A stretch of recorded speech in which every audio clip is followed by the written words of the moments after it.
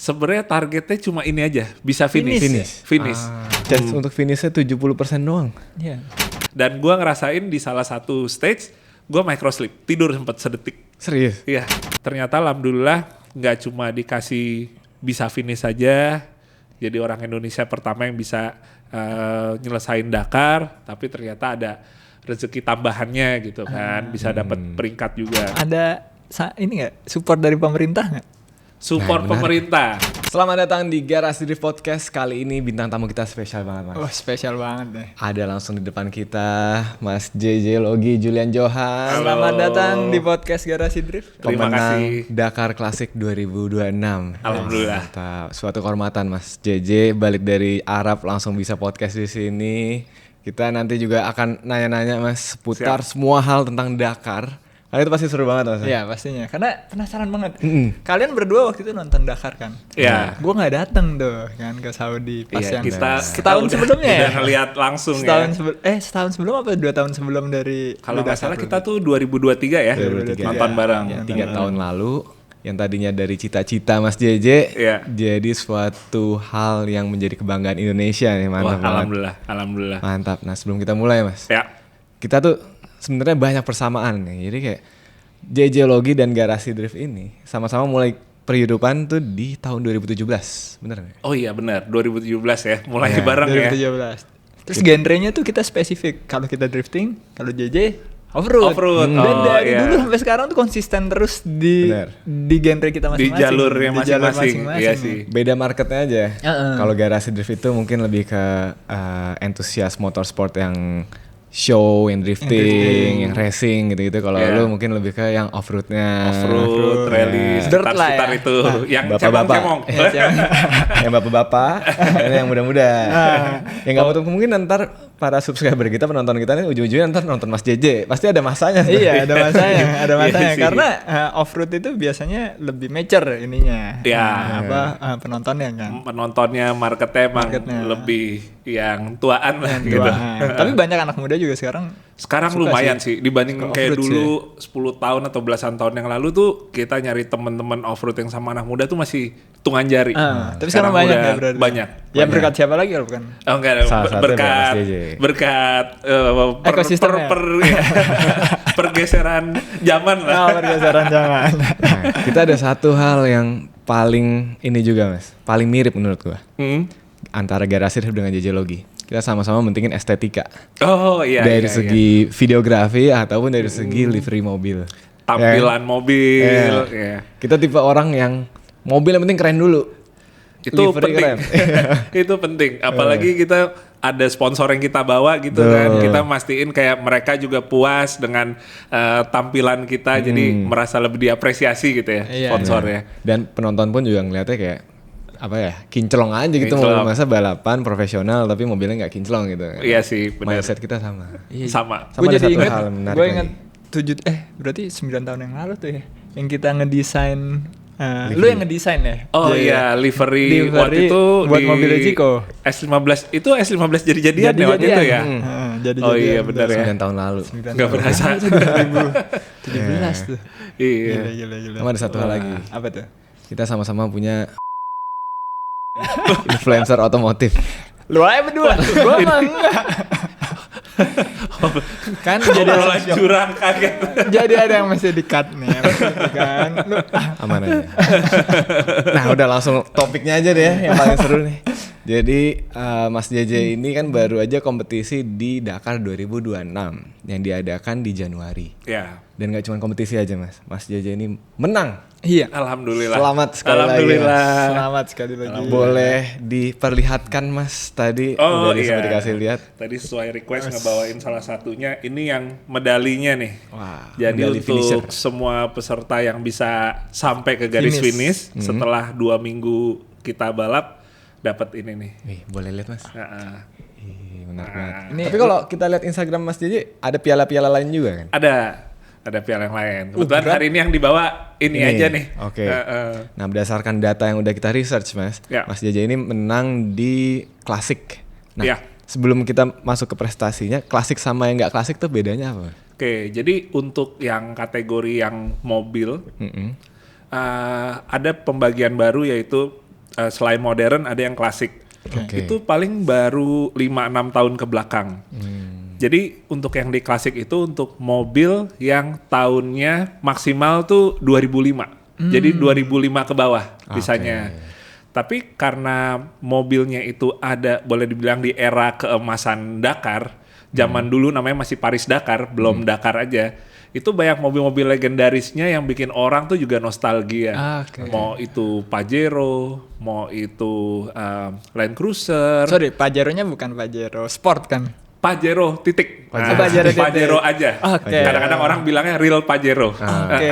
Mobil-mobil legendarisnya ada Mercy G-Class, ada Porsche dan lain-lain tuh semua Iya Porsche ya, gue sempat lihat di salah satu story lu kalau nggak salah. Ada berjajar Porsche keren banget itu. Jadi mobil-mobil itu sebelumnya semua dipakai. dulu tuh era keemasannya Dakar. Paris Dakar. Dulu. Jadi semua pada ikut lagi dan sekarang malah jadi kategori yang klasik nih jadi boleh dibilang kelas yang paling ramenya untuk Paling mobil ramenya. ketimbang yang modernnya. Total ada 97 peserta. 97 peserta di klasik. Dan overall klasiknya Mas posisi 5. Masuk top 5 kelima, alhamdulillah. Nggak Dan nyangka. di kelas ada satu kelas yang lu juara 1 kan berarti? Jay? Iya, betul. Itu kelas apa tuh Jay? Jadi ada kelas lagi di dalam kategori klasik namanya Iconic Class. Iconic Itu Class. khusus buat mobil-mobil yang emang dulunya beneran ikut rally Paris Dakar. Jadi alumni Paris Dakar zaman dulu. Emang exactly mobil Yang yang, lu Mas pakai? Jaya pakai. Iya, betul.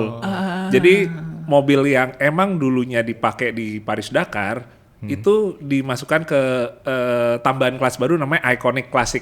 Iconic klasik. Iconic. Total Berapa ada 30 kendaraan. 30 di situ. kendaraan dan Mas Jaya juara 1. Juara 1, alhamdulillah. Balapan 2 minggu juara 1 itu puas banget rasanya. 2 minggu sih gue nggak kebayang sih itu 2 minggu tuh lu sholatnya gimana Jay? Nah, sholat tuh sebenarnya dari awal nih yang dipikirin pertama dulu sebenarnya malah kiblat. Oh, Karena iya. kita ngelilingin Arab Saudi selama 2 minggu itu. Ka'bah jadi Beda-beda mulu ya. Ka'bah beda-beda ya? Ka'bahnya beda-beda. Jadi dari aplikasi aja sih. Oke. Gitu. Cuma jujur emang pada akhirnya nggak bisa full 5 waktu karena benar-benar ada yang panjang yang waktu sholatnya kelewat. Tapi selama Di masih jamaah, yang ini di jamaah yang masih memungkinkan secara waktunya nggak kepotong pas balap. Ya alhamdulillah masih bisa sholat. Jamaah nggak sama Oh navigator? enggak, ya kecuali diajak login dulu ya. Pertanyaannya wow banget dari tadi. Siapa Ini aja tahu jamaah. prestasi belum selesai kita bahas. Ada satu lagi. Mas Iya. Jaya juara 3 di kelas H2. H2. H2 Ya. tuh apa bedanya? Jadi itu di klasik itu kelas utamanya ya pembagiannya itu ada H1, H2, H3. Pada intinya bedanya adalah tahun kendaraan. Oke. Tahun kendaraan. Buat yang gua itu ada di H2, mobil gua itu tahun 99. Sementara kalau H3 tuh yang sampai ke 2005-nya situ. Sementara H1 mau dari yang tahun 70, 80. Jadi 90 H2 awal. tuh mungkin bahasa gampangnya milenialnya. Kayak milenialnya, Ya. bener kayak milenialnya. H3 Gen Z.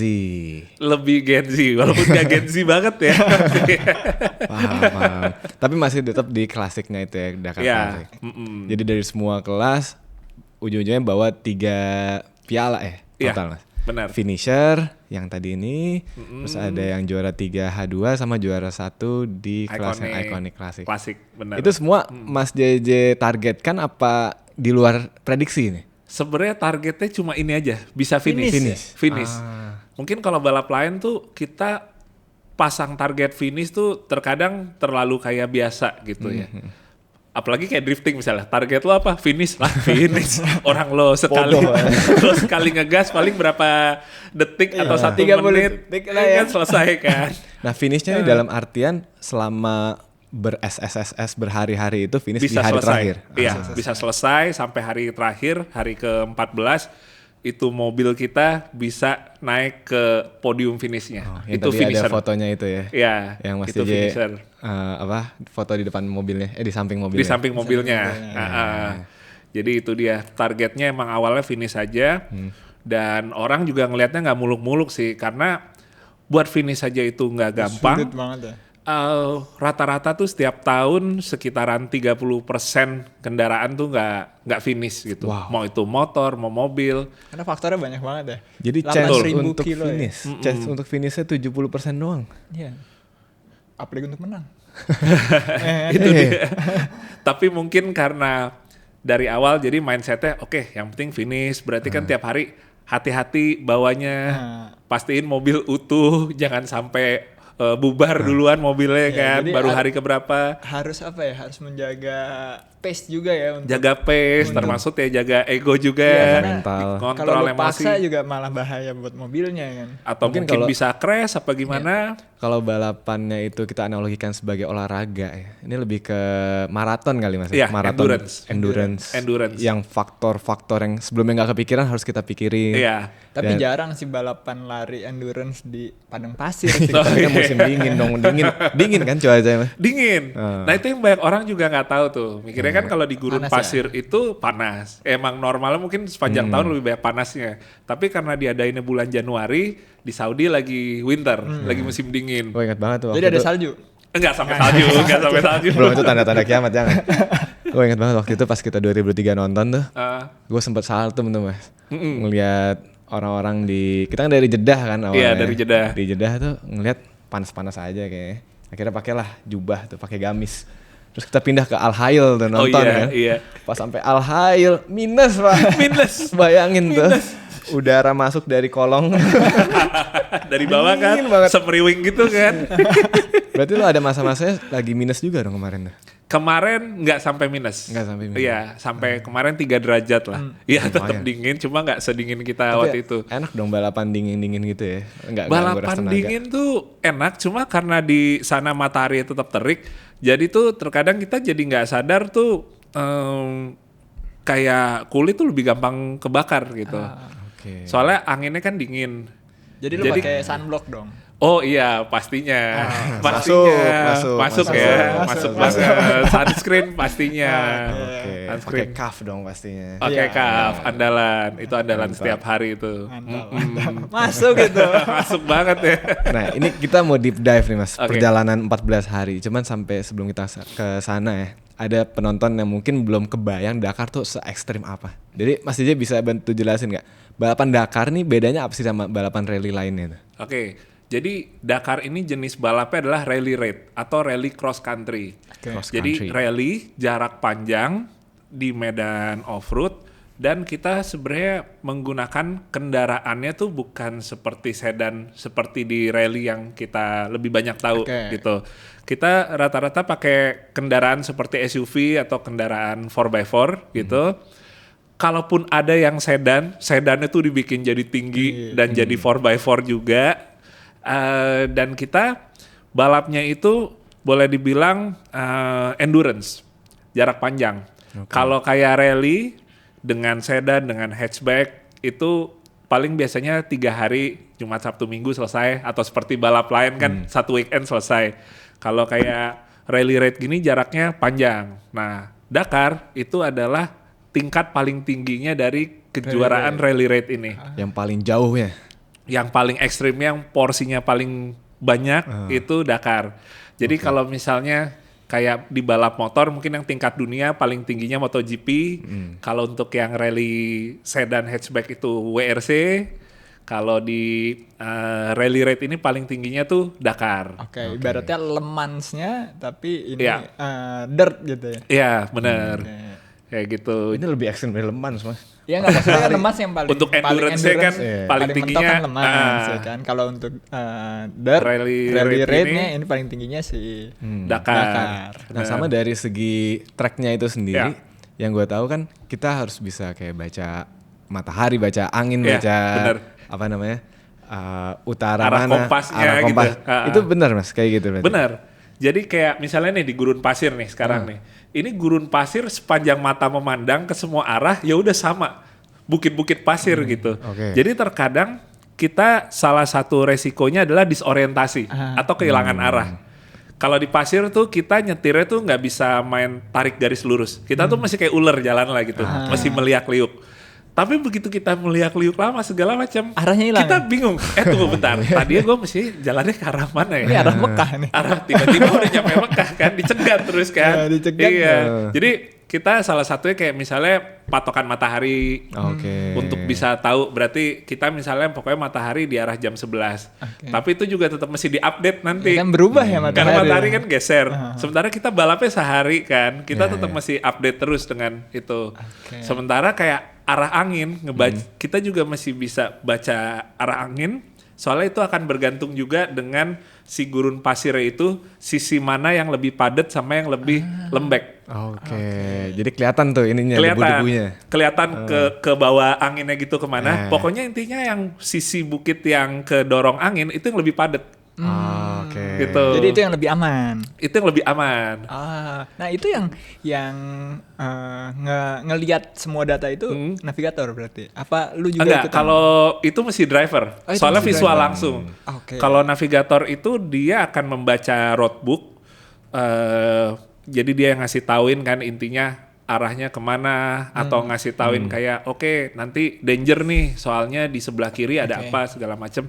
Tapi kalau ngebaca matahari di mana sama arah angin itu kan sifatnya langsung kan. Driver sambil nyetir sambil ngeliat tuh. Karena uniknya Mas, balapan Dakar tuh dari masing-masing SS-nya cuma ada checkpoint kan Mas. Iya. Jadi kita nggak ada guidance-nya harus belok mana. Kalau misalnya di sirkuit kan ada jelas jalurnya pasti sama. Iya.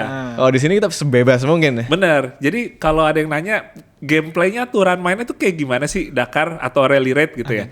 Gampangnya kayak kita lagi main game. Kita harus lewatin checkpoint-checkpointnya. Tapi menuju ke checkpoint itu kita bebas. Mau lewat jalur yang sebelah kanan nih atau yang sebelah kiri. Nyari aspal dulu boleh nggak? Gak ada. Udah pasti melambung jauh dari checkpoint tuh gitu. Terus secara teori berarti kalau misalnya udah ada jalur yang terbuka, ini kan kelihatan ada jalur. Kita bisa ikutin aja dong sebenarnya. Sebenarnya bisa aja, tapi kita juga nggak tahu ini tuh sebenarnya jalur yang bener apa enggak. Kalau misalnya kita di depan startnya, jalurnya tuh belum terlalu banyak. Kayak gue hitungannya tuh startnya termasuk yang di depan. Jadi jalur yang terbentuk tuh belum terlalu banyak. Kalau start di belakang, jalurnya tuh udah kelihatan. Oh ini jalur yang kanan cuma dikit, yang tengah rame nih. Oh berarti ini nih mungkin yang benernya. Tapi belum tentu bener tapi juga. Tapi belum tentu bisa ke distract juga. Dan makin ke belakang, debu dari yang depan-depan tuh kan makin tebel.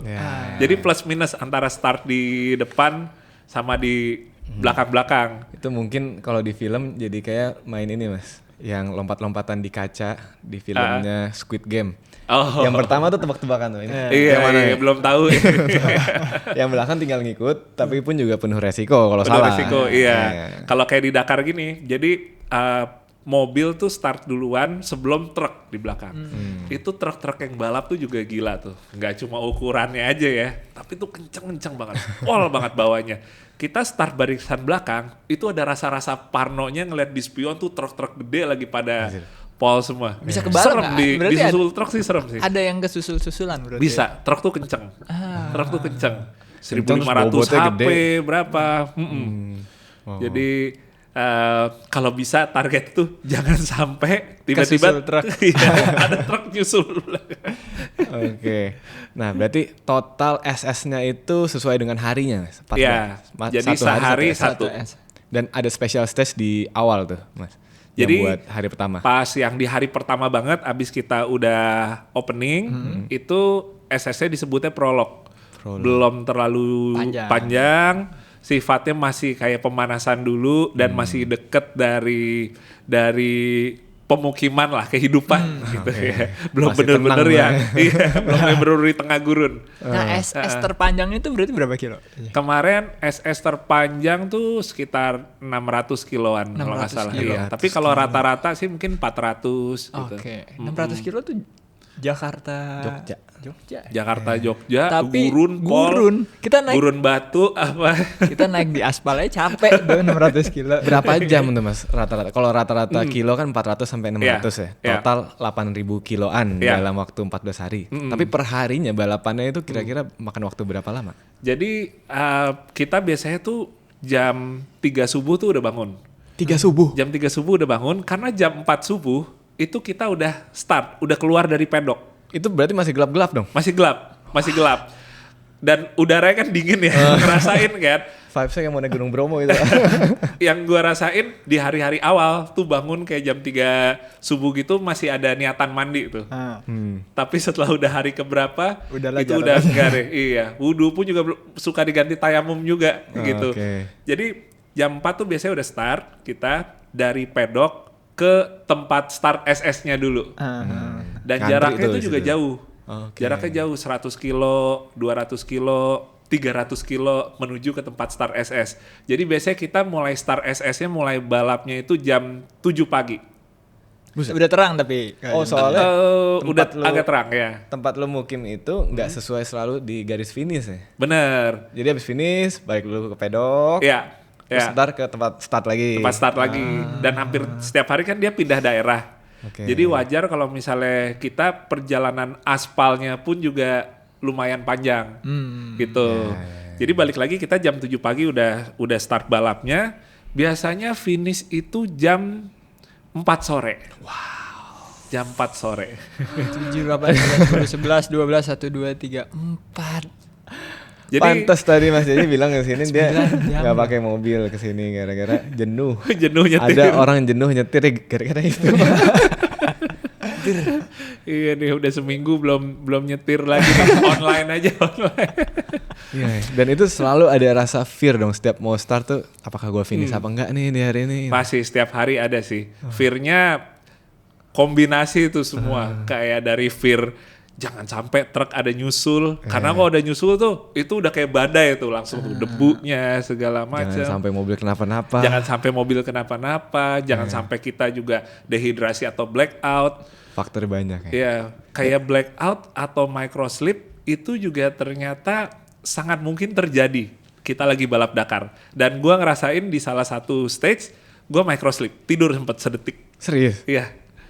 Itu biasanya pas tracknya lagi yang lurusan aja berpuluh-puluh kilo misalnya. Yang membosankan lah Yang ya. membosankan, kanan kiri nggak ada apa-apa sama semua ngelihatnya. Sempet tuh 2-3 kali tidur gitu. Nah, Terus yang dibangunin nggak? Bangun. Enggak. Navigator nggak tahu. kalau gitu Heeh. berarti misalnya ya Dakar makin lama makin canggih nih. Bisa aja dong ada tim yang pakai fitur macam kayak adaptive cruise control atau macam itu. Kalau di Jalan sendiri. iya kalau misalnya di off road gitu sih belum optimal sih mungkin, ya, mungkin belum bahaya possible. sih. Karena kalau adaptive cruise control kan ngebaca garis jalan kan. Iya. Nggak, ini Ini kan jalannya lagi aja lurus, nggak ada. lagi lurus. Lagi lurus ya. Pakai kompas aja nih. Tengok. Nih, komputernya disuruh lu ke titik A dah. Enggak, tahan aja gasnya, setirnya gitu. Nggak buat minimalisir resiko kan. Iya, Kayak resiko. di Tidur dulu ya. Nah, Mas, ngomong-ngomong soal teknis permobilan nih. Ya. Kita sebelum masuk ke balapan lebih detail nih ya. Mas Dipo ada pertanyaan terkait dengan teknis mobil nih. Ada banyak sih. Ada Oke. banyak. Nah, ini kan mobil yang berarti dulu pernah ikutan Dakar. Ya, Jadi, ya. spesifikasinya tuh ada yang berubah kah dari dulu ikutan Dakar disesuaikan sama Dakar sekarang Oke. atau sama aja gitu sama zaman dulu? Hitungannya sebenarnya hampir sama sih. Jadi spek mobil yang gua pakai itu memang kurang lebih dari zaman dulunya pasti pakai era Paris Dakar sama tim Toyota kurang lebih sih hampir sama. Hampir sama. Jadi kalaupun ada beberapa yang berubah lebih kayak misalnya kayak settingan buat posisi duduk, yang Tapi terkait untuk nyetirnya. Secara performance berarti sama gitu. Secara performance sama. Tangki bensinnya berapa, Ji? Gue penasaran itu yang dari awal gue mau tangkinya tanya. 250 liter. 250 liter. Selalu habis atau ada ngisi di tengah-tengah? Paling udah bener-bener mau habis pas kita nyampe pedok lagi di maghribnya. Tapi nggak ada ngisi-ngisi di tengah. Ngisi nggak ada. Ya? Biasanya tuh kalau yang emang boros dia nanti akan ngisi lagi pasti. Cuma mobil gua kan pakai diesel. mesinnya. Dengan 250 liter itu sih aman sih. Sekalipun lagi yang long stage masih bisa inilah. Apakah itu ada strategi berat bensinnya juga, Mas? Nggak ada. Oh, langsung full Jadi aja. kalau di Dakar kita nggak bisa kayak strateginya biar lebih ringan kita setengah tangki dulu ya, nggak bisa. Polin aja ya? Soalnya resiko jadi. Iya resiko. Karena kita kalau misalnya taruh 3/4 aja. Nanti kita di dalam trek sempat nyasar berpuluh-puluh kilo resiko kan. Jadi mending full aja. Lu berin. Nah, ban lu di sana pakai ban apa tuh, Jay? Karena kan gue selama ini kan ngelihat off-road pasti di Indonesia nggak ada padang pasir gitu. Nah yang lu pakai di sana tuh bannya yang sama? Bannya sebenarnya ban yang sama sih, kayak gue pakai ban BF Goodrich. Ini sebenarnya juga ban yang dipakai untuk di off-road, misalnya di lumpur atau di batu sama. Paling PSI-nya aja yang di ini tekanan bannya. Yang penting tuh tekanan angin bannya tuh harus sesuai. Dan kalau kayak kita di gurun pasir gini, tekanan angin ban tuh benar-benar rendah banget. Bisa hampir 10 PSI. Dia pasti akan naik kan Mas, karena panas, karena terkikis. Itu ntar lu turunin di tengah-tengah jalan apa biarin aja kalau PSI-nya? Rata-rata sih kalau misalnya kita di pasir gini, naiknya tuh nggak setinggi kayak di aspal atau di jalan gravel, di batu. Jadi nggak diapa-apain. Naiknya masih hitungan yang oke lah. Jadi rata-rata kalau gue lihat ya ada orang yang ganti ban atau benerin ban atau semacamnya di tengah-tengah SS tuh emang kalau lagi ada masalah aja berarti. Misalnya ya bannya ya dia puncture kan gitu, pecah atau yang lainnya. Cuma emang di Dakar ini yang namanya ganti ban tuh udah jadi satu hal yang normal. Udah kayak apa ya? Kayak bagian yang tak terhindarkan. Kalau lu ganti ban berarti di tengah-tengah SS sempat ada ganti ban sendiri. Kemarin sempat ganti ban sekali, tapi konyolnya adalah bukan pas lagi SS. Jadi lagi menuju ke SS di hari-hari awal nih. Kan gua nggak biasa nyetir setir kiri ya. Biasanya bawaannya kalau kita nggak biasa setir kiri gitu, condong tuh lebih suka nganan mobilnya. Jadi di satu hari awal-awal itu tiba-tiba mobilnya terlalu nganan banget. Kenceng tuh nabrak batu tajam gitu. Ya udah akhirnya. Tapi untungnya nggak kehitung waktu dong kalau nggak kehitung waktu di luar SS. Karena di luar SS. Konyol aja sih. Agak malu dikit pasti sama. Iya pasti ya. Saya bilang kenapa aku bang? Kenapa aku bang? Jadi mobil itu yang lebih banyak kayak lecet atau kena itu sisi kanan semua. Soalnya mau nyetirnya tuh condong agak ke kanan gitu. Jadi kalau di antara lewat kayak ada semak-semak atau apapun itu juga. Kalau jalannya sempit aman, lah ya. Iya jalan sempit kanannya yang kena. Sempet kena apa yang tebing-tebing apa pasti kanan. Spion tuh lebih kanan yang kena. Karena belum terbiasa setir kiri. Iya. Nah bisa solve that Mas. Gue liat di Instagram lu di bagian kokpitnya tuh banyak banget kayak perintilan-perintilan layar. Itu tuh apa aja dan fungsinya apa gitu Mas? Jadi mungkin di luar dari yang seperti misalnya mobil balap lainnya ya, buat kita mantau segala macam suhu, tekanan dan lain-lain, itu kita ada tambahan perangkat yang fungsinya itu untuk kita menjaga waktu sama speed kita.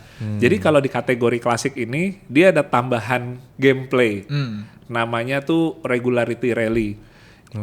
Mungkin kalau di sini tuh kayak time rally orang lebih taunya. Jadi bukan cepet-cepetan, tapi ketepatan waktu. Ketepatan waktu. Nah, tapi walaupun harus tepat waktunya, tetap yang dikasih tuh targetnya tuh cepet banget. Ibaratnya kalau kita main Gran Turismo lagi nyelesain bikin SIM, itu tuh waktunya udah harus kayak yang goldnya tuh. Jadi sebenarnya bukan time rally juga ya itu. Akhirnya jadi cepet-cepetan juga. Karena begitu kita ada nyasar, itu langsung kita kayak kesetanan untuk kayak ngebalikin ke waktu idealnya lagi. Dan perangkat itu jadi kita bisa tahu kayak misalnya kita kelebihan 10 detik kayak gitu-gitunya. Jadi ya tetap jatuhnya sih mesti pol-polan juga sih. Tapi itu regulasi itu untuk kejuaraan utamanya atau ada kejuaraan sampingan lagi gitu aja? Enggak, itu lebih untuk yang kategori klasik. Karena memang kenapa ada gameplay yang itu, yang ketepatan waktu, karena memang kayak di luar sana untuk kayak balap-balap yang historik gitu ya, yang nostalgic race gitu, itu emang salah satu jenis balapnya tuh itu. Jadi time rally itu. Kalau lu kecepetan banget malah lu kalah juga ya? Iya. Jarang sih ada orang yang kecepetan, soalnya pas kita lihat, waduh ini targetnya cuma berapa ini. Iya. Dan kita tuh nggak bisa kayak, yaudah kita cepet-cepetan, nanti sampai finish kita tinggal pas-pasinnya, nggak bisa. Karena dia per section, per section harus pasnya. per sehari checkpoint tuh itu. bisa ada misalnya sehari tuh misal 100 section gitu. Jadi kita nggak bisa nyesuainnya di ujung mau finish aja. Oke, itu berarti by GPS ya berarti. Iya, bukan by GPS. bukan ada 100 checkpoint sehari gitu kan. Dia GPS, jadi checkpointnya tuh juga virtual. Kayak di game aja. Jadi begitu kita udah lihat checkpointnya, terus nanti di perangkat co-driver tuh ada ceting, ada gitu. Asik banget. Padahal Jadi kayak kalau main ngeliat game. wujudnya nggak ada patok atau apa-apa. Jadi lu main game in real life Kayak ya? main game, Vibes-nya bener. ya? Kayak main game, bener. Gitu. Sementara kita tuh sebenarnya nggak bisa kayak yang namanya pasti ngikutin petunjuk jarum kompas itu. Kan dia ada tuh jarum kompasnya. Kalau di game kan juga ada tuh. Jadi kita bisa tahu arahnya kemana. Itu tuh dia jarum kompasnya nggak selalu aktif. Dia cuma aktif di sekitaran 1 kilometer atau 500 meter radius si checkpointnya. Jadi kalau misalnya kita udah deket ke checkpointnya, itu baru ada arah ininya. nih sini nih gitu, ke kiri dikit. Baru ada. Jadi kalau lu nyasarnya jauh ya udah kelewat tuh checkpoint. Iya, nggak nongol tuh jarumnya tuh. Oke. Aku masih belum kebayang sih itu seberapa banyak layar yang harus kita perhatiin. Sembari kita harus balapan juga.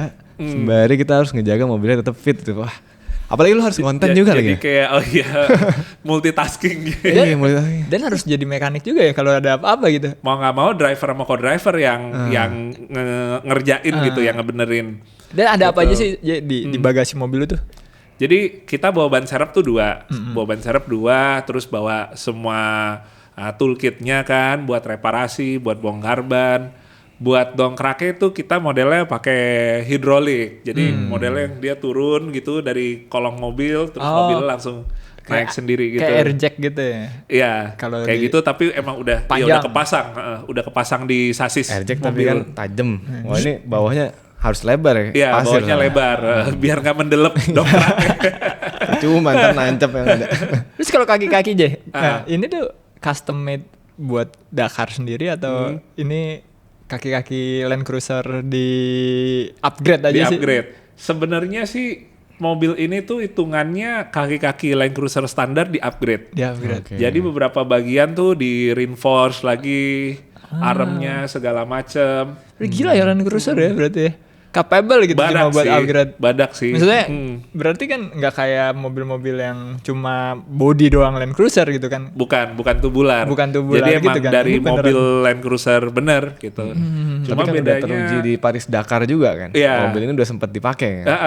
Mobil ini yang bikin juga legendnya karena emang mobil yang dipakai tim pabrikan Toyota dulu gitu.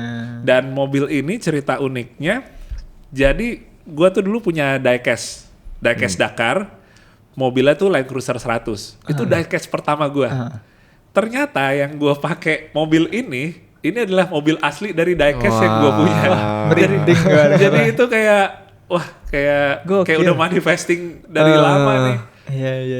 Iya. Dulu pembalapnya walaupun tim Toyota Jepang gitu, cuma pembalapnya dari Prancis salah satunya dulu namanya JJ juga. Serius? Jacques, iya. Panggilannya JJ juga?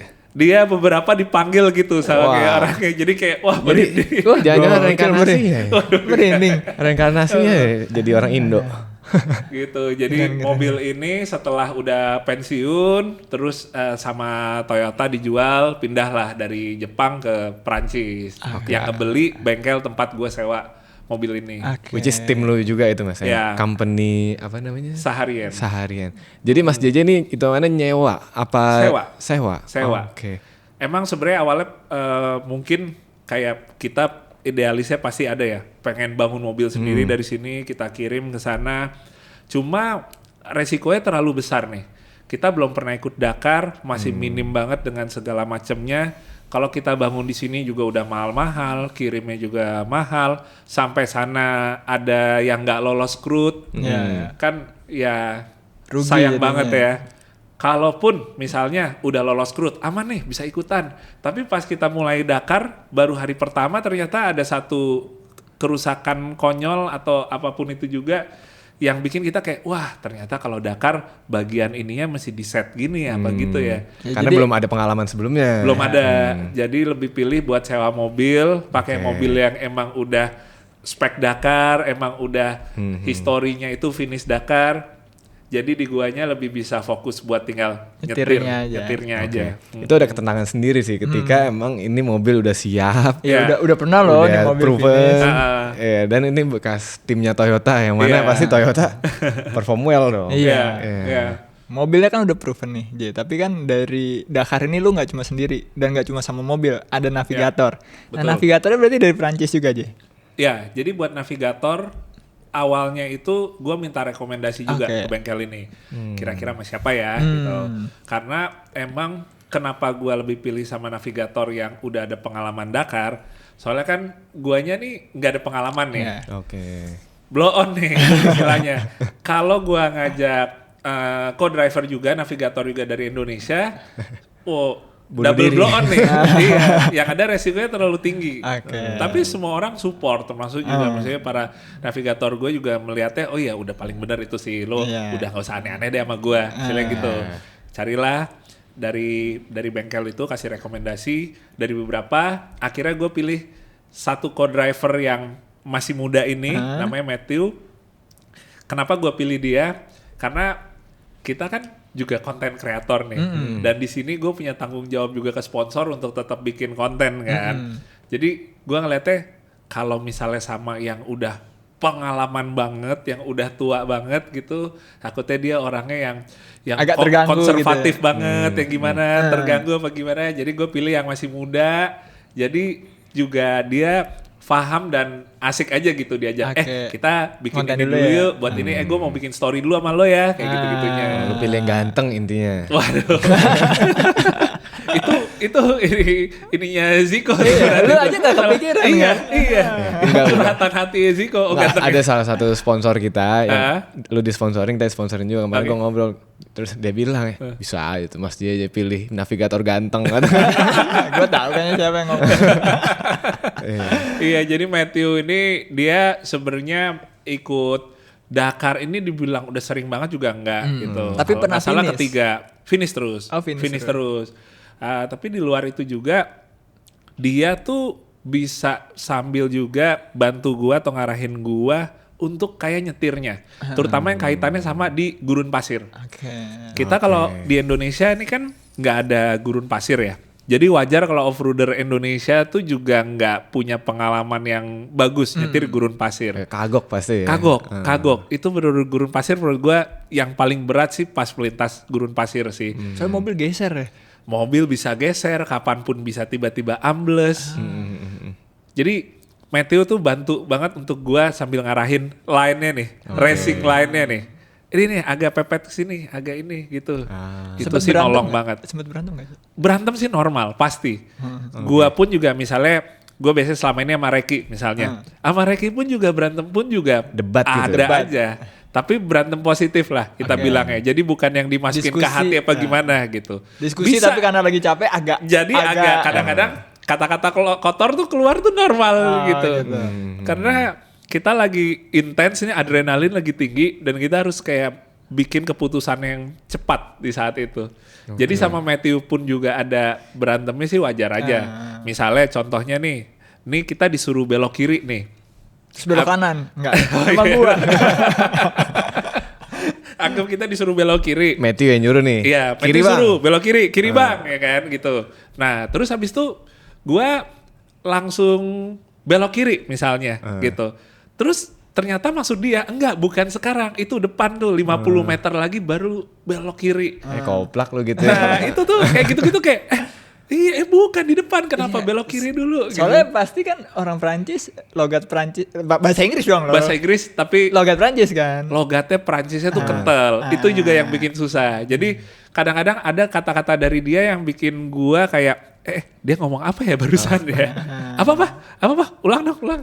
Gitu. Pernah keceplosan bahasa Indonesia nggak? Apa? Kayak gitu. Enggak. Oke bahasa Indonesia. What? Gitu. Seru banget sebenarnya kalau JJ tuh milih navigatornya yang warga lokal, orang Arab. Syukron. Seru banget tuh. Kayak didoain terus ya tiap hari ya. Lu diomelinnya sih habis tapi kalau salah. Tapi menurut gue Matthew dengan Mas Jaja nih chemistry-nya cocok ya? Nggak tahu ya, gue nggak tahu di lokasi kayak gimana. Cuman lihat dari foto tuh kayak pas aja gitu kalau pasangan yang saling melengkapi lah untuk di Dakar. Alhamdulillah sih chemistry-nya sih dapat banget. Misalnya lu ikut Dakar lagi tahun depan atau Ya. beberapa tahun lagi, apakah mau pakai Meteo lagi atau Mau aja. karena udah Mau aja. udah ini ya, karena udah sempet. Iya, udah kebentuk, chemistry-nya. Walaupun tiap hari pasti ada hal yang diimprove tuh. Oke. Jadi kayak misalnya di minggu pertama Dakar sama minggu kedua tuh beda dari sistem atau gaya komunikasi kita. Oke. Udah lebih efektif, udah lebih kayak kita tuh janjian bikin satu kosakata baru yang memudahkan untuk kita berdua. Jadi kayak misalnya ini ada bentuk yang apapun itu juga ada di lapangan. Absurd gitu. Kita bahasa Inggrisnya nggak tahu. Gua pun juga nggak tahu ini kalau bahasa Inggris apa ya gitu. Akhirnya lu Ya bikin udah, bahasa bikin sendiri. misalnya apa gitu dari Misalnya, kata-kata yang simpel. Bahlil. Gitu. atau misalnya kayak angka ya. Ada angka tuh yang mirip-mirip kayak Oke. misalnya 50 sama 60, 50 sama 60 gitu. Jadi biasanya gue suka minta dia untuk ngulanginnya dengan dieja satu-satu. 50. Oh berarti 50 meter. Kalau dia ngomong 60, abis itu 60. Nah itu pembelajaran yang lu dapat selama 14 hari sama dia. Berarti Iya. nextnya kalau misalnya ikutan bareng dia lagi udah enak dong. Udah enak. Udah lebih ini lagi kebentuk nah. 14 hari berdua dalam mobil road trip panjang-panjangan itu bisa sayang loh lama-lama. Enggak gitu. Obrolannya udah Enggak gitu dong. Tapi lu Sayang, ngobrol kamu nggak capek sih? nggak, sayang? Apa cuma fokus?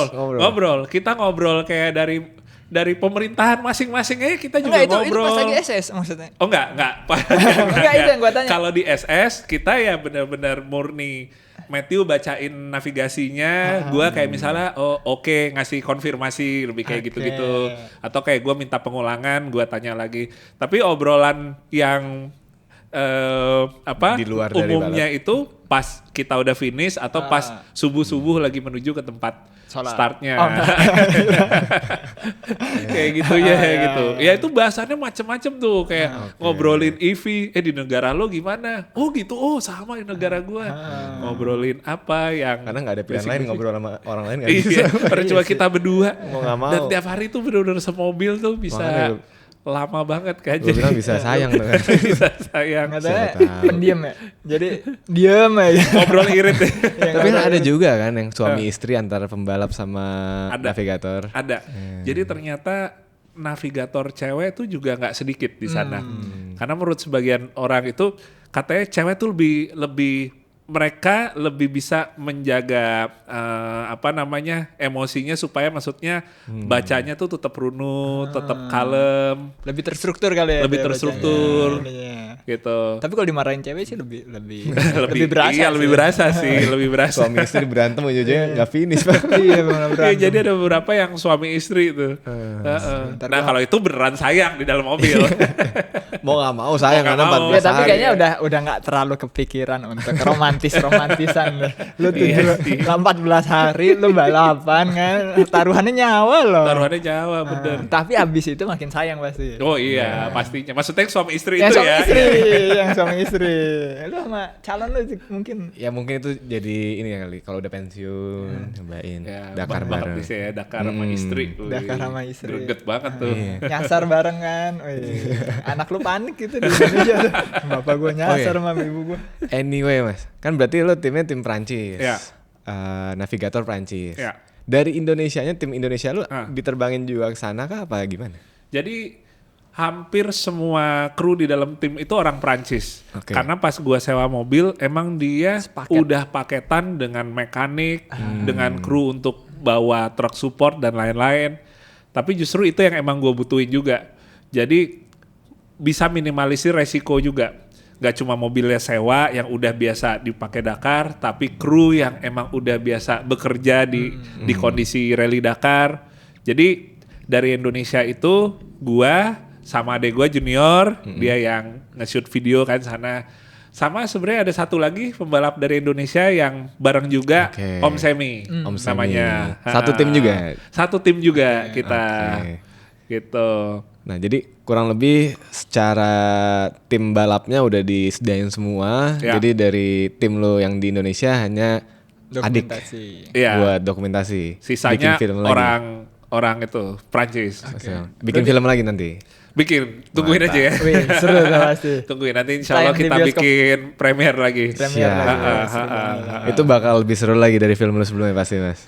Semoga ya, semoga. Lebih panjang dong pasti ya. Kayak lebih 14 hari panjang. videonya. Tapi emang teknis buat produksinya di sana sih jauh lebih susah daripada Nah, lu kayak konten- misalnya kemarin AXR. Konten gimana aja? 14 Jadi hari gini, kayak gitu. ini di luar dari yang vlog yang gue pegang kamera sendiri. Oke. Buat adek gue tuh nge-shootnya tuh nggak bisa kayak ke lapangan terus nge-shoot gue lewat gitu susah. Karena dia posisi tuh di pedok kan, dan pedok untuk ke track aja jaraknya juga mungkin bisa 400 kilo. Oke. Dan di tracknya pun kita kan juga nggak tahu ya nanti bakal lewat yang mana. Betul. Di tengah gurun gitu. Jadi random kan, nggak bisa random. terprediksi gitu. Jadi kalaupun dia mau ngejar pun, gue udah keburu lewat jauh. Jadi untuk yang di shoot sama junior tuh lebih banyak kayak di pedok atau di kayak start atau finish kayak gitu. Tapi buat ngisi yang action-actionnya itu kita ngebayar ke jasa video Oh, ada. panitia. Oh. Ini salah satunya foto pun juga dari panitia. Termasuk foto. Ah. Dan dia krunya banyak banget. Krunya tuh video, foto tuh bisa ada 30 lebih videografer, fotografer yang udah kesebar di titik-titik yang Oke. terkadang gue lagi balap udah di tengah hanta berantah tiba-tiba wah ada fotografer tuh di atas itu gimana caranya? Jadi navigator jago pasti orang-orang. Jago ya. Wah, Jadi wah. mereka tuh pakai helikopter. Oh. Jadi kayak kebayang kayak kosnya ya. Kosnya kebayang banget. Jadi mereka pakai helikopter. Kalaupun mereka diantar ada pakai mobil media, itu berarti sebenarnya ada cegatan dari aspal yang sebenarnya nggak terlalu jauh. Oke. Gitu. Nah, Kalau yang tengah gurun tuh udah fix pakai helikopter tuh pasti. Iya. Ada nggak biasanya- footage lu dari helikopter dikejar gitu aja? Ada. Wah itu sih. Jadi Gokil. kemarin tuh sebenarnya juga akhirnya gue ngambil jasa videonya dari panitia karena mikirnya wah ini Dakar nih kalau nggak di ini sayang Iya, gitu Oh, kan. jadi ini tuh opsional. Lu bisa Opsional. ambil bisa enggak. Opsional. Tapi Dan lu mostly ambil- ambil dong. Sayang banget kalau nggak diambil. Nggak semua orang ambil ternyata. Lebih banyak foto. Oke. Mungkin mereka yang bukan konten kreator sekedarnya kayak foto, Foto, cukup. ya. Kayak Kadang foto buat juga apa ada. gue dapat mentahan Video. footage video gitu kan. Nah gue ngambil juga salah satunya juga karena ada yang dari heli gitu Wah, kan. dari heli sih pasti Heeh. itu footage-nya keren banget dah. Biasanya Wah. tuh di highlight setiap hari kan ada ya Mas. Pas udah finish tuh ada Ada. highlightnya. Ini kayak ini lagi ada heli tuh. Ini lagi pas lagi kejar gue nih tuh heli di atas.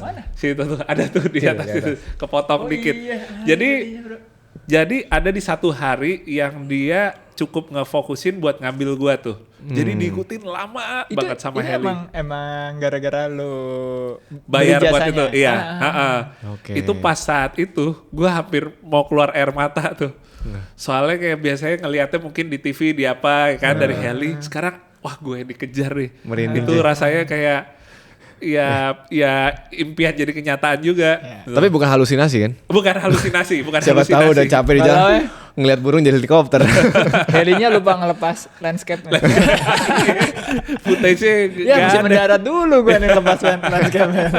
Tapi itu berarti nanti footage-nya buat di film Mas yang Iya. akan tayang Iya. nanti. Buat Kapan yang- kira-kira aja? Gue ini Itu nggak sabar sebenarnya nih. juga dari panitia untuk footage-nya itu dia bilang 30 hari mungkin setelah 30 hari. Dakar. Oke. Jadi sebenarnya sih mungkin tetap setelah Lebaran kali Setelah ya. Lebaran. Karena di luar itu juga editingnya juga nggak bisa buru-buru, jadi mungkin habis Lebaran. Gue pasti Nanti nungguin dikabarin. banget sih. Gue pasti nungguin banget Siap, ininya. siap. Undangan buat nonton premiernya. Wah, itu Nah, seru banget. Siap. Tapi kalau itu mungkin oke lah, soalnya ada tim kan yang ngevideoin, ada adik Mas JJ yang nge-concepting yang jadi direkturnya. Ya. Tapi konten daily-nya Mas, itu Oke. kan kita ngikutin ya. Ya. Oke. Itu pasti muncul mulu di Instagram kita tuh. Lu update setiap hari, Ah. perkembangannya gimana, Ya. ada masalah yang terjadi apa enggak. Ketika lu kan lagi balapan juga at the same time. Ya. Itu gimana cara ngaturnya lu bisa balapan selama 14 hari dan juga ngonten selama 14 hari tuh Mas. Jadi gini, sebenarnya selama 14 hari balap dan total di sana kan 3 minggu tuh kan. Oke, sebelum balap tuh masih aman lah gitu kan. Masih kita banyak waktu buat ngonten segala macam. Pas mulai balap dari gue udah ada ekspektasi kalau misalnya paling bisa kayak awal-awal sebelum start, nanti sisanya on board aja pas lagi balapnya. Terus lanjutannya lagi paling mau finish atau pas sudah finish gitu. Jadi kurang lebih seperti itu aja gitu. Oke. Tapi walaupun skemanya sesimpel itu, ternyata pas mau ngejalaninnya antara capek juga atau suka hampir ke skip karena saking udah hektiknya.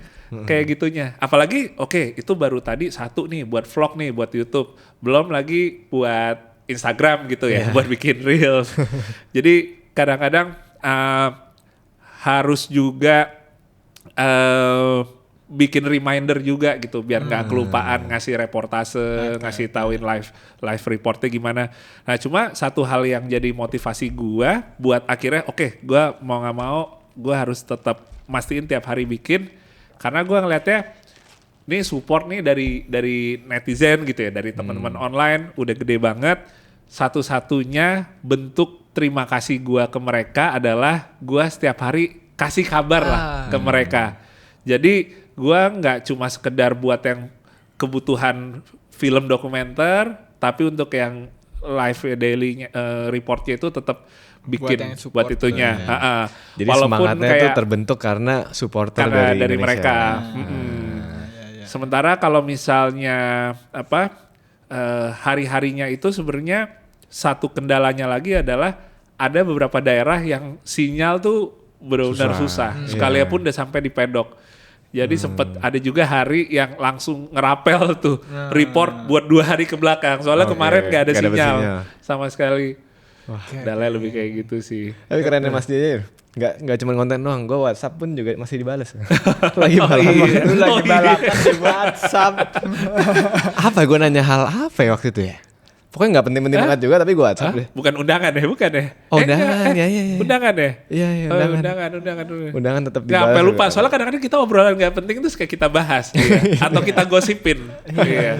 Tapi lu sih orang lagi balap lu tanya. Ya cuma kita nggak expect dibalas kan, ujung-ujungnya dibalas. Harusnya lu tanya yang lebih nggak penting gitu. Apa ya? Misalnya, di sana lu boker gimana gitu? Oh iya, nah gitu-gitu gimana? Ini kita dari tadi kan pertanyaan teknis, kita Yang masuk lebih ke awam. balapan ya. Balapan. Pertanyaan balapannya selama 14 hari nih. Iya. Mulai dari pertanyaan pertama yang lumayan penting juga tuh. Kalau kebelet gimana? Jadi gini, kalau pas kita lagi di pedok, itu tuh kita ada fasilitas-fasilitas tenda gitu ya, atau bangunan yang disediain sama panitia. Misalnya buat makan, ada tenda besarnya buat jadi kantin. Yang prasmanan itu yang bebas. prasmanan, dan 24 jam buka, kapan aja bisa makan, tinggal masuk situ. Ziko udah ngerasain makan di situ. Tuh gembel-gembel Arab juga makan di situ. Nah, sementara kalau buat kita mau storan atau kita mau mandi, dia ada kontainernya mandi. sendiri, ada WC sendiri. Itu kemarin juga banyak tuh yang nanyain kan gitu, ininya gimana nih, repot nggak? Oh enggak kok, kalau lagi di pedok sih aman aja gitu. Nah pertanyaannya adalah kalau nggak di pedok. Nah kalau di lapangan, Gali dulu nggak? jadi ternyata kemarin di lapangan itu, ini minimal buat gue ya, nggak ada rasa mau boker gitu, nggak ada. Nggak ada sama sekali.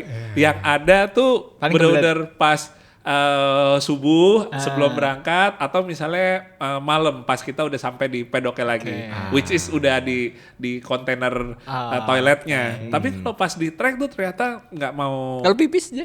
Oh kalau pipis sih ya. Jadi Pipis kalau di mana aja bisa ya? bisa bebas tuh WC alam. Cuma emang kan kita nggak punya banyak kesempatan buat turun mobil. Jadi selama 1 hari kita balap itu ada beberapa yang namanya pos lapor, pos checkpoint, di mana saat kita masuk ke pos itu, kita tuh habis itu ada waktu istirahat sekitar 10 menit. Oke. Dengan sisa cuma 10 menit itu, paling yang bisa kita lakuin ya kencing. Nah, tapi kalau lagi kebelet pup juga bisa dong di situ. Tapi mepet banget sih, mepet banget. Itu bisa jadi kayak misalnya gue ngelihat orang ya, ada yang dia udah kebelet banget mau boker, Oh kelihatan gitu. tapi gak di-vlogin. Terus gimana? Nih kebelet boker. Gue sempet ngeliat, itu benar-benar kayak aduh mata gue. Dia tetap masih pakai helm. Lucu Dia juga. tetap masih pakai helm. Jadi wear packnya dia buka kan, setengah pasti dong, kan gak ada pintu belakang ya gitu kan. Tapi tetap pakai helm gitu. Jadi tetap ada Hansnya di sini, tetap pakai helm. Cuma bajunya aja dia buka, terus dia jongkok deh dekat semak-semak duri itu. Jadi possible intinya. Oh enggak, itu jawabannya nggak ada kamar mandinya. Nggak ada, Gua kalau kita kira lagi- pas lagi yang 10 menit berhenti itu ada Nggak kamar ada, mandi. itu benar-benar di tengah gurun aja, di tengah antah berantah. Jadi 10 menit biasanya dipakai buat kencing, terus habis itu lebih ke ya udah kita mau makan makanan yang Bisa. kayak model kayak biskuit, Oke. yang kering-kering gitu. Nah, 10 Nggak menit- bisa terlalu makan besar. 10 menit itu berarti waktu nggak kehitung kan? Maksudnya Nggak kehitung, waktu SS lu nggak kehitung. Itu kayak ke freeze gitu kali. ke freeze bentar. Ya. Ke freeze-nya sih sebenarnya sih bisa 15 menit gitu, tapi kita hitung waktu bersihnya 10 menit sih. Heeh. Ya. Lumayan lah buat tarik napas lah ya. seenggaknya. Lumayan buat tarik napas. Gua sempet pasti itu buka helm dulu, walaupun buka helmnya cuma 7 menit, 8 menit, tapi itu juga udah lumayan banget ngasih oksigen. Nah, itu berapa kali tuh dapat kayak gitu, Jay? Kalau sehari Sekitar 3-4 kali. 3-4 kali. Iya. Oke. Jadi selama balap taruh dari jam 7 pagi sampai finish paling cepet tuh jam 3 sore finish. Ya kita ada kayak 4 kali istirahat yang cuma di bawah 10 menit. Kalau dibayangin sih. Per 2 stres jam gua. kali ya. Per 2 jam Kayak anggap sekali. misalnya per Iya, 2 per 2 jam. jam. Per 2 jam kita ada 10 menit buat kita buka helm, Oke. kencing. Ya lu bayangin ya, kita kalau lagi road trip aja berhenti di rest area. Nggak mungkin 10 menit. Iya bener. Iya sih. Pasti ngaso-ngaso dulu. Buat makan aja nggak sempet dong mas berarti. Kita nggak bisa makan kayak nasi pakai rendang gitu, nggak bisa. Nggak ada ya? kotor tangannya habis itu. Terus gimana? Jadi makannya tuh kayak protein bar gitu, wafer-wafer. Itu pun sambil jalan tuh. Iya, bisa jadi sambil jalan. Jadi kita pas lagi di SS pun itu biasanya suka ada yang namanya speed limit zone. Misalnya kita lagi ngelewatin ada daerah yang emang nggak bisa ngebut karena ada pemukiman atau kayak ada masjid misalnya atau apa gitu. Itu kita speednya tuh pelan banget dan itu kita pakai waktunya buat kayak wah yaudah deh Ngambil. makan jelly dulu atau apa gitu buat pengganti makan berat. Jadi emang pas siang hari itu nggak makan berat sama sekali. Oh, mungkin Hitungannya itu kayak nggak juga- makan. Itu juga yang bikin lo jadi nggak kebelah. Iya benar. Kencingnya pun juga nggak terlalu Karena yang keringet ya. yang ini banget, beser banget. Kita kan kalau di sini beser ya, beser banget kan ya kok. Tapi itu karena mungkin juga keringatnya keluarnya banyak, sama lagi fokus banget. Lagi jadi adrenalin rush juga. nggak terlalu Oke. dirasain. Tapi begitu lo udah tahu mau finish tuh langsung kayak aduh ayo cepet finish gitu. Ya sama kayak kita lagi jalan pulang ke rumah pas udah mau deket rumah tuh kayak baru kebelet. Nah iya kayak gitu aja tuh. Apalagi kalau jalan ke rumahnya, benar-benar ini ya, Iya. kebut. Tapi gue nggak kebayangnya sih 14 hari di dalam situ kan sempit, Ya. ke seat belt Ya. segala macam. Iya. Itu hari berapa, hari keberapa lu mulai merasa kayak ini capek banget gitu. kuat nih. Gue nggak kuat nih. Hari ke 7 kalau nggak salah. Hari ke 7 apa ke-7? hari ke 8. Itu kayak aduh ya Allah ini kapan selesainya ya gitu. Itu baru setengah lah hari ketujuh berarti. Iya, setengah. Kapan selesainya ini ya? Jenuh, bosen, tapi di satu sisi bukan nggak boleh sih. Sebisa mungkin gua nggak merasakan atau nunjukin itu soalnya ya balik lagi gue mesti bersyukur nih. Ini kan mimpi yang emang gue pengen ini kan. Jadi segala macam capek dan itu tuh udah konsekuensinya gitu. Iya, tapi kan fisik tuh ada limitnya Ada gitu limitnya ya. tetap. Jadi pada akhirnya juga Sekuat-kuatnya mental lu nih.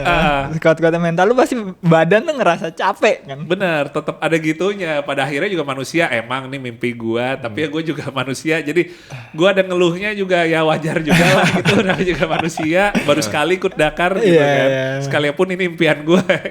Ada nggak? Ada tuh kayak pagi-pagi lu bangun kan jam 3 tuh tiap hari Ah. bangun jam 3. Ntar dulu dah gitu. Jam Paling 4 dah. bisa lah toleransi dikit. Toleransi gitu. dikit. Tapi biasanya gua udah tahu, oke, gua berarti sarapan harus cepet nih. Oke. Atau gua mungkin nggak mandi nih. Dan tiap hari akhirnya, jadi gua keluar dari tenda itu udah full baju balap. Karena dingin, karena juga biar praktis, sama karena udah males ngapa-ngapain lagi. Dan nggak mandi, berarti 7 Nggak hari mandi. terakhir nggak mandi. Jadi mandinya pas malam. Pas malam. Udah finish, malam mandi abis Oke. makan malam. Tapi pagi nggak mandi. Jadi benar-benar bangun itu mulai tuh pakai baju balap sampai udah di road sledding. Cuci muka dong. Cuci muka ya biar tetap agak ini kan seger. Biar nggak kalah sama Matthew. Nah, gitu. karena itu kan pack banget mas. Tadi kita perjalanan selama running di SS sudah kita discuss, makan udah discuss. Ya. Kalau tidurnya sehari tuh gimana? Ada nggak bisa tidur gitu mas? Ada sih, mungkin sebenarnya hampir tiap hari tuh nggak bisa tidur cepat.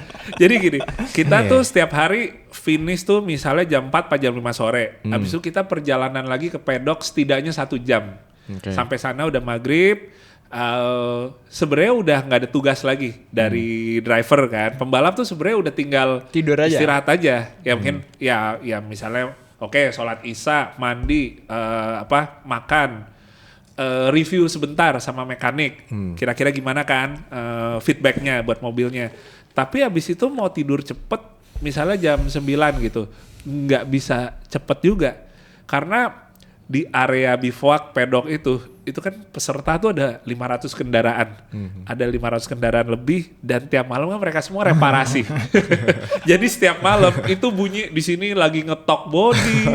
Di sebelah sini lagi gerinda, di depan lagi ngelas.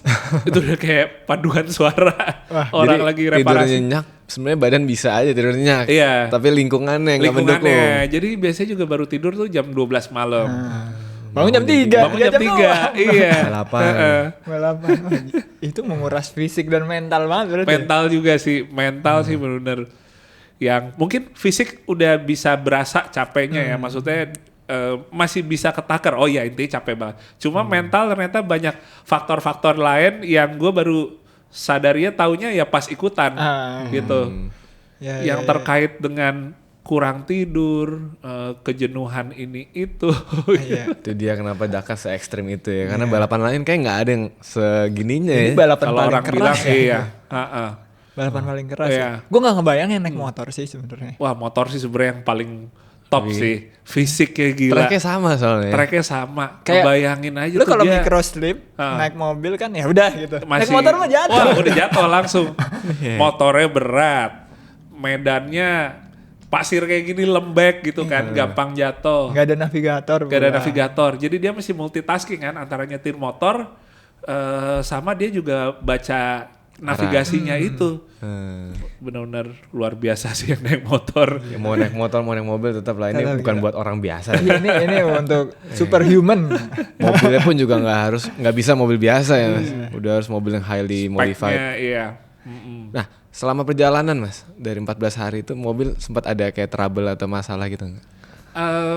Yang paling besar sih paling sempat kopling slip aja sih. Kopling slip. Kopling slip. Jadi kopling slip itu kejadiannya di stage 4, masih di minggu pertama. Yang bikin lebih berat lagi adalah, jadi stage 4 itu tuh digabung sama stage 5. Dibilangnya marathon stage. Jadi di sehari 2 Iya. stage. Jadi satu stage marathon itu diselesaikannya dalam 2 hari, 1000 kilometer. Jadi Camping dong. camping, kalau itu benar-benar camping di tengah gurun. Jadi kita stop, istilahnya kita camping di pinggir jalur. Seru banget. Paginya Iya.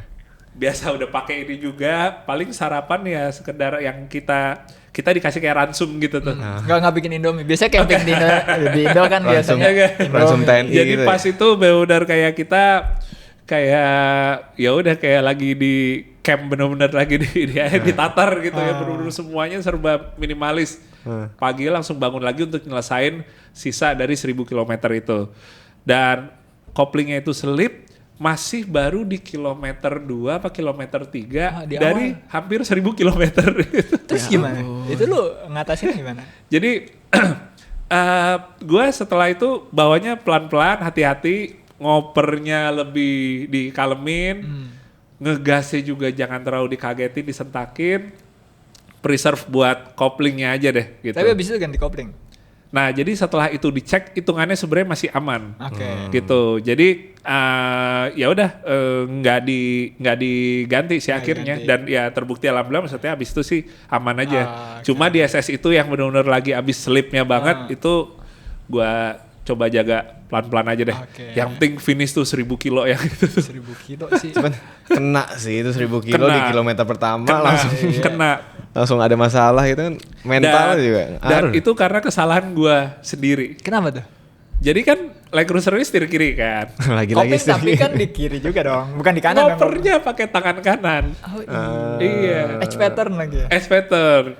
Jadi gua gigi 1 mulai, gigi 2, dari gigi 2 gigi 3 dong. Gua salah masuk ke gigi 5. Di situ. Jadi rasionya kan langsung jauh kan bedanya. Kaget, langsung slip. Ah. Slip sada-adanya tuh di situ karena RPM-nya juga lagi tinggi banget di situ. Oke. Pas ini ya udah tapi ya mungkin jalannya seperti itu ya. Mungkin kalau dikasih mobilnya aman, nggak tahu amit-amit malah ternyata sempet gimana gitu kan.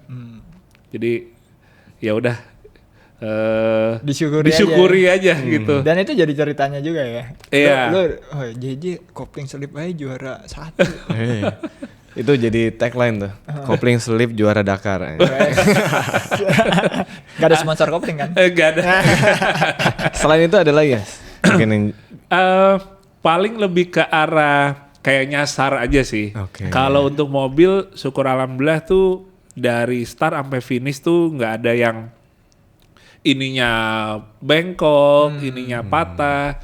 Tapi mungkin juga karena dari awal mindset gua ngesetnya tuh finish Ini ya. Oke. Jadi tiap hari tuh bener-bener dijaga banget gitu. Minimalisir resiko-resiko yang Yang gak harus yang ya. nggak harus. Mikirnya kayak ini masih panjang. Ya, ini long Jangan term sampai game konyol. lah. Game jangka panjang jadi ya yang gegabah-gegabah gitu Jangan mah pasti sampai udah fix kalah iya. itu. Tapi emang nahan egonya, emosi sih berat sih, susah. Terutama di hari-hari pertama itu. Soalnya euforia, wah mimpi tercapai nih ikut Dakar. Terus dengan banyaknya peserta yang lain itu baru gaspol. Dan Berapa hari akhirnya nih, awal tuh? pas sampai 14 hari lu finish terakhir tuh. Perasaan lu gimana aja? Gue penasaran tuh. Apa yang Wah. ada di otak lu, apa yang ada di hati lu pada saat Dan itu disaksikan secara live lagi sama orang. Live, iya pada nungguin semua. Kayak kemarin juga Om Mobi bilang dia sampai sempet nunda bentar mau take syutingnya lagi karena mau lihat itu. karena mau lihat finishnya gitu kan. Sampai akhirnya ya dia juga surprise gitu, alhamdulillah finish. Ya baru habis itu lanjut shoot lagi. Tapi emang balik lagi di hari ke-14 itu rasanya tuh kayak pertama pasti kayak nggak nyangka nih bisa udah ada di hari terakhir, tinggal sisa 1 SS lagi.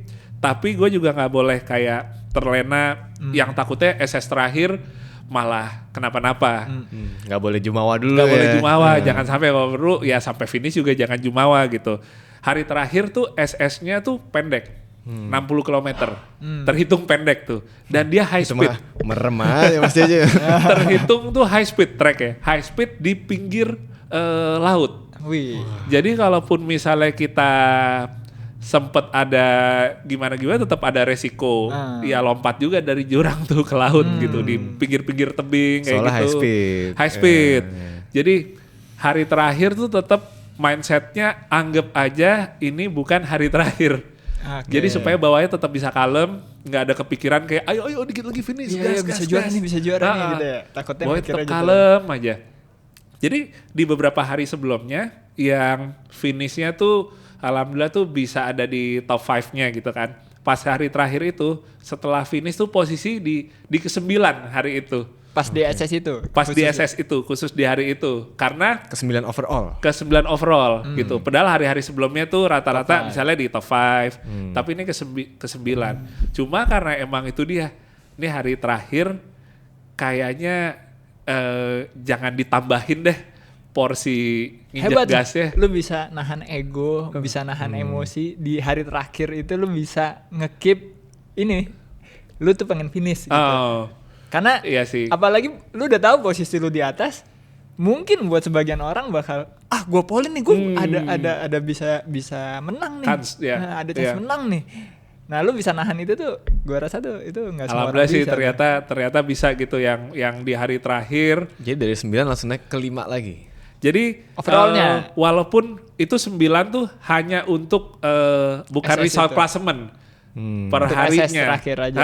Oke. Jadi walaupun hari terakhir itu finishnya ke 9, tapi memang untuk klasemennya sementaranya itu tetap aman di 5, di posisi ke-5 gitu.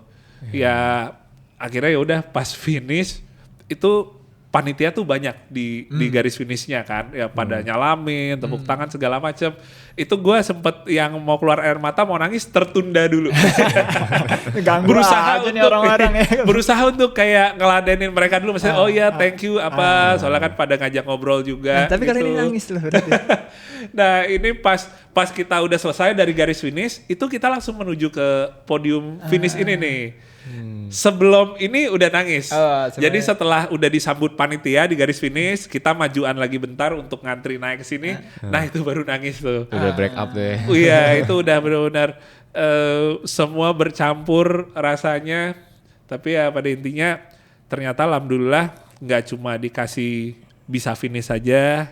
Jadi orang Indonesia pertama yang bisa nyelesain Dakar, tapi ternyata ada rezeki tambahannya gitu kan, bisa dapat peringkat juga. Jadi itu nangis sih sebenarnya beberapa kali, termasuk yang di atas. Yang di atas nangis juga. Iya di atas juga nangis. Jadi juga. Sekali finish tuh banyak ininya ya, momen berkesannya orang Indonesia pertama. Iya. Berarti Om siapa Om tadi? Semi. Om Semi juga. Betul, finish juga. Salah satu yang pertama juga dong. Betul. Ada 2 yang pertama berarti. Alhamdulillah kita barengan. Om Semi dapat overall di ketujuh. Di kelas yang dia ikutin ketiga juga sama. Bahkan Om Semi juga sempat jadi yang dapat fastest di salah satu SS-nya. Itu fastest di salah satu SS dapat ini juga piagam juga Mas. Ada piagam juga untuk fastest. Kalau gua nggak pernah ada fastest. Tapi lu konsisten aja. Tiap hari mindsetnya finish, ngejaga mobil, ngejaga pace-nya. Mas Jaje mainnya long term game ya. Iya, long term game. Dan harus sabar. Dia berbuah hasil gitu. Alhamdulillah. Ada juara 1 di Iconic Classic. Overall 5 dari 90 sekian itu. Iya. Gila loh. Gue gak kebayang sih kalau misalnya di posisi Mas Jaje itu mungkin nangisnya sampai sekarang masih nangis kan. Nangis terharu, bangga yang tadinya sebuah diecast yang lu simpen jadi manifesting dan beneran jadi mobil balap lu di sana dan jadi finisher pertama Indonesia di Dakar. Alhamdulillah. Suatu prestasi yang membanggakan orang Indonesia, pastinya kita pun turut bangga, sangat Terima bangga kasih. kita. Bukan berarti ini sebuah prestasi pribadi lu, tapi ini juga menjadi prestasi Indonesia gitu. Ya. Prestasi bersama yang mana membuktikan bahwa di Indonesia ini ketika punya mimpi bisa aja tercapai. Nah, apapun itu mimpinya. Ngomong-ngomong Indonesia sih. Ada ini nggak support dari pemerintah nggak? Support pemerintah ataupun misalnya sponsor BUMN gitu ya. Itu nggak ada. Ini Lanyard udah Lanyard BUMN nih. Jadi untuk sponsor sebenarnya hampir semuanya itu sponsor yang emang udah dari tahun-tahun sebelumnya itu ikut sama gue lah, sponsorin gue. Jadi kayak misalnya sampai tahun sebelumnya itu kan ikutnya di AXCR nih, di AXCR. Nah setelah mau mutusin buat ikut Dakar, gue kasih proposal itu ke mereka dulu, karena ya mereka yang udah dari dulu ikut kan support, jadi ngasihnya ke mereka dulu. Ya jujur mereka ya pada kaget juga, wah Mas Jeje saya kira tahun ini mau AXCR lagi, ternyata tiba-tiba Dakar nih gitu kan. Dalam hati sorry bro, kelas gue udah kelas paling tinggi nih. Tapi syukur alhamdulillah mereka semua mau support lagi swasta ini. Jadi kurang lebih sebenarnya udah hampir mayoritasnya tuh akhirnya bisa tercover untuk biaya ikut Dakarnya ini dari mereka. Mobil segala macam ya. Jadi lu maksudnya Jeje nggak butuh support pemerintah gitu. Lebih ke kemarin tidak berkesempatan akhirnya untuk mencari yang BUMN. Karena giring opininya kacau. Karena kurang lebih juga sponsornya hampir semuanya sama aja kayak dari sebelum-sebelumnya, tahun-tahun sebelumnya. Seperti itu. Sisanya paling lebih ke ini. Akhirnya alhamdulillah banyak juga misalnya teman-teman dari komunitas off-road rally yang mereka juga pengen donasi, pengen ikut support. Ya udah boleh banget gitu, dengan senang hati kasih namanya ditaruh di pintu bagasi. Tapi nggak menjawab pertanyaan. Berarti nggak ada nih support dari pemerintah. Nggak ada. Paling Karena kalau kita belum terkait ngasih proposal. Iya, paling kalau yang terkait dengan pemerintah mungkin di sini lebih ke arah dari IMI. Dari IMI. Karena memang untuk administrasi kebutuhannya buat Dakar ini juga cukup banyak gitu yang dibutuhkan. Oke. Dan IMI di situ sangat membantu juga untuk bisa mempermulus lah jalan untuk bisa diterima di Dakarnya ini. Seperti itu. Jadi Nah, lebih dari IMI-nya sih. Itu kan kalau support kan pas sebelum berangkat. Ya. Tapi pas sudah pulang, apakah ada apresiasi dari pemerintah? Apresiasi sejauh ini ya, ini udah seminggu pas nih balik nih ke Indonesia nih. Lebih ke dari sponsor-sponsor. Oke. Iya. Nggak apa-apa Mas. Yang penting kan warga Indonesianya yang ngasih apresiasi. Iya. Iya sih. Itu Ketika udah- warganya udah mencintai suatu pembalapnya, Ya tapi masa benderanya merah putih di sana? Zik? ya nggak apa-apa, kita kan nasionalis. Pak. Cuma ini nggak diinin bea cukai kan kemarin pas pulang? Enggak. Mau nyari-nyari aja. Nyari pertanyaan. Nggak kan ada yang orang juara apa ya di luar terus pulang. Mungkin nanti apresiasinya dari acara IMI tahunan. Mungkin dari situ, iya benar dari IMI Award. Ntar di akhir tahun, Mas. Acara ini masih awal tahun. Ya kan? Biasanya ada apresiasi tahunan yang diadakan di akhir tahun. Iya. Itu bisa jadi nanti Mas JJ mewakilkan Indonesia tuh di situ. Tapi Iya. intinya kita warga Indonesia bangga semua Wah, terima kasih. sama Mas JJ. Terima kasih banyak. Nah, gue punya pertanyaan nih, Jay. Ya. Ini pertanyaan cuma bisa ditanyakan ke lu mungkin ya. Karena lu ke Saudi, orang lain ke Saudi tuh pada naik haji, Oke, umroh, ibadah. oke. Lu balapan. Ya. Kalau disuruh pilih, Jay, lu Ha-ha. naik podium itu, Ha-ha. naik podium Dakar Ha-ha. atau naik haji? Oke, kalau sekarang naik podium Dakar. Oke. Kalau sekarang. Kenapa? Karena gua bercita-cita untuk bisa haji bareng keluarga besar gua semua. Ini insya Allah yang penting juga istri karena sekarang lagi mengandung kan. Kita expect untuk ada anak pertama dulu nih, Oke. insya Allah dalam waktu dekat gitu. Jadi kalau untuk naik haji tuh udah jadi satu bucket list juga, tapi kepengennya begitu semua full sekeluarga ready nih berangkat ke Oke. sana. Ini padahal pertanyaan menjebak, tapi jawabannya bagus banget ya. Bukan pertanyaan menjebak sih, lebih ke pertanyaan purpose ini ke arah mana ya? Tapi Dipo dari tadi banyak yang ini ya, Iya. antara menggiring. Gua nggak menggiring, gua cuma penasaran. Oh penasaran ya. Gitu. Berarti dengan pertanyaan itu dan jawaban itu untuk nextnya nih tahun 2027 ada target lagi untuk ikutan lagi dong Mas? Kalau berikutnya ikut Dakar lagi apa enggak? Mungkin sekarang kayak masih awal banget nih, baru seminggu yang lalu nih gitu kan. Tapi sebenarnya kalaupun insya Allah ada kesempatannya, ada rezekinya buat ikut lagi, minimal ada misi baru nih yang bisa ditargetkan. Jadi sifatnya nggak sekedar pengulangan aja, tapi ada goals baru yang bisa jadi satu motivasi baru nih untuk Oke. Mungkin di- nyobain kelas baru iya. kali gitu. Misalnya seperti Atau itu. mungkin targetnya yang dirubah yang tadinya cuma finish Juara, jadi tapi juara. juara. Ya, Ya, atau juara dinaikin overall lagi gitu. apa gimana. Ya Ada masih kayak banyak lah gitunya. ya hal-hal yang bisa diraih Iya. di event Dakar tersebut. Benar. Lu ada kepengenan buat nyobain kelas yang modernnya apa? Kepengen sih, tapi memang karena untuk awalannya kelas modern tuh biayanya jauh lebih tinggi. Oke. Di luar dari mobilnya, pendaftarannya pun juga 2 kali lipat. Oke. Jadi banyak hal-halnya yang kayaknya untuk pertama kali ikut Dakar, bijaknya mah ikut yang klasik dulu deh. Dari secara ngelihat pendaftarannya aja waktu itu juga udah, wah ini dulu deh. Walaupun Tapi juga kalau yang modern ada yang nyewain mobil juga apa? ada banyak. Jadi memang kalau di Dakar itu ternyata kultur yang terbentuk adalah orang lebih banyak nyewa mobil daripada bangun mobil sendiri. Karena emang bangunnya perlu knowledge yang gila banget ya.